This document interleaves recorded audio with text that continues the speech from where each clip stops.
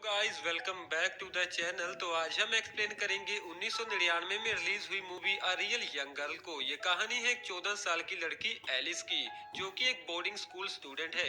अब समर के ब्रेक के दौरान एलिस ट्रेन में बैठकर वापस अपने घर जा रही थी, जहां पर वो बताती है कि उसे अपने पेरेंट्स जैसे दिखने वाले लोग बिल्कुल भी अच्छे नहीं लगते, इसीलिए उसे अकेला रहना काफी अच्छा लगता है।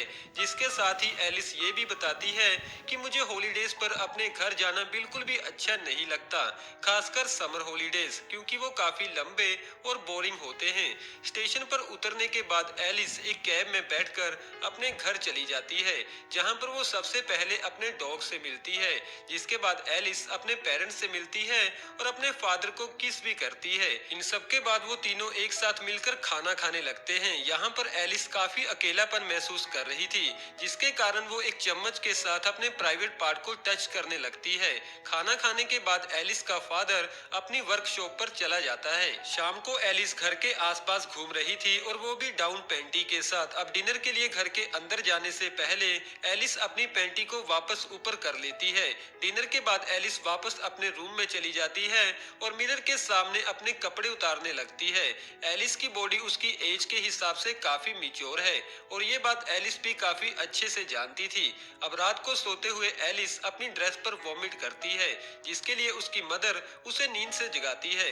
जहां पर हम देखते हैं कि एलिस अपनी उस गंदी ड्रेस के साथ भी काफी कंफर्टेबल फील कर रही थी। जिसके बाद एलिस एक बॉक्स में से अपनी डायरी और पेन निकालती है। वो उस डायरी में अपने स्कूल के एक एक्सपीरियंस के बारे में लिखती है, जिसकी फ्लैशबैक के दौरान हम देखते हैं कि एलिस को खुद को टच करने और ड्रग्स लेने की एक बुरी आदत थी, जिस वजह से उसकी दोस्त मार्टिन को एलिस की काफी फिक्र रहती थी। अगली सुबह एलिस को मार्टिन का एक लेटर मिलता है। तभी एलिस की मदर भी वहां पर आकर मार्टिन के उस लेटर को पढ़ लेती है।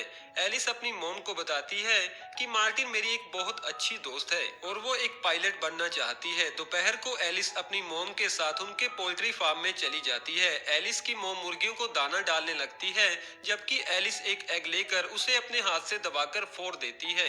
ये मोमेंट एक गंदा रोमांटिक सीन क्रिएट करता है। उसकी मॉम के पूछने पर एलिस उन्हें बताती है कि ये एग पहले से ही टूटा हुआ था।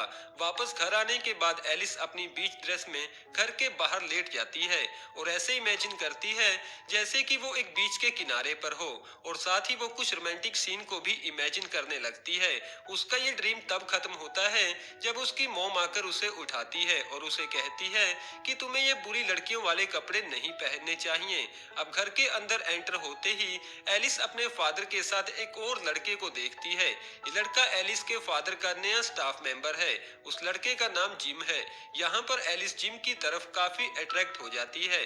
अब रात को डिनर से पहले एलिस अपने फादर के पास जाकर अपना टॉप रिमूव करते हुए एलिस अपने फादर को अपने प्राइवेट पार्ट्स दिखाती है, लेकिन उसकी मॉम उसे ऐसा करने के लिए काफी ज्यादा मारती है। लेकिन एलिस का फादर उसे कहता है कि तुम्हें अपनी मॉम की बातों पर ज्यादा ध्यान नहीं देना चाहिए। अगले दिन एलिस की मॉम एलिस को अपने साथ स्टोर रूम में ले जाती है, जहां पर एलिस की पुरानी बाइसाइकिल मौजूद थी। एलिस वो बाइसाइकिल लेकर अपने फादर की वर्कशॉप पर चली जाती है, जहां पर वो जिम को देखती है और उसे अपने साथ इमेजिन भी करती है। अब रात को डिनर के समय एलिस के फादर जंगली भालू को पकड़ने के लिए जाल बिछाने घर से बाहर चले जाते हैं। अगले दिन एलिस फिर से अपनी साइकिल लेकर वर्कशॉप के लिए निकल पड़ती है, लेकिन अब आसपास के नेबर्स एलिस पर काफी नजर रखने लगे थे। वर्कशॉप पर एलिस सिर्फ जिम को ही देख रही थी। इस बार जिम भी एलिस को काफी ज्यादा नोटिस करता है। उसे फिर से अपने साथ इमेजिन करने के बाद एलिस वापस अपने घर आ जाती है और अपने फादर से काफी सारी बातें भी करती है। शाम को एलिस एक बार में चली जाती है, जहां पर एक लड़का उसे काफी बुरी नजर से देख रहा था। बाहर से वापस आने के बाद भी वो लड़का रास्ते में एलिस को काफी ज्यादा तंग करने लगता है, लेकिन एलिस अब सिर्फ जिम के करीब आना चाहती थी। उस लड़के से बचते हुए एलिस एक पार्क में जा पहुंचती है, जहां पर कुछ कपल्स एक दूसरे को किस कर रहे थे।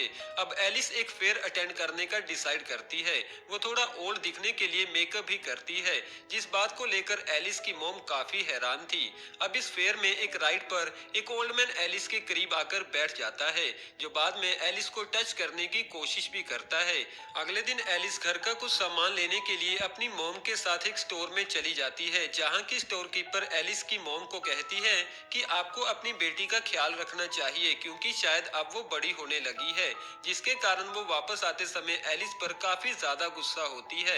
एलिस के फादर भी उसे इस बारे में समझाने की कोशिश करते हैं और उसे साइकिल पर बाहर घूमने से भी मना करते हैं।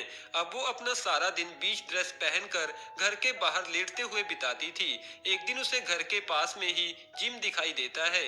वो जिम का पीछा करते हुए एक लोनली प्लेस पर जा पहुंचती है, जिसके बाद उन दोनों में एक रोमांटिक सीन क्रिएट होता है, लेकिन वो जिम को पूरी तरह से अपने करीब आने नहीं देती। अगले दिन एलिस फिर से जिम से मिलती है।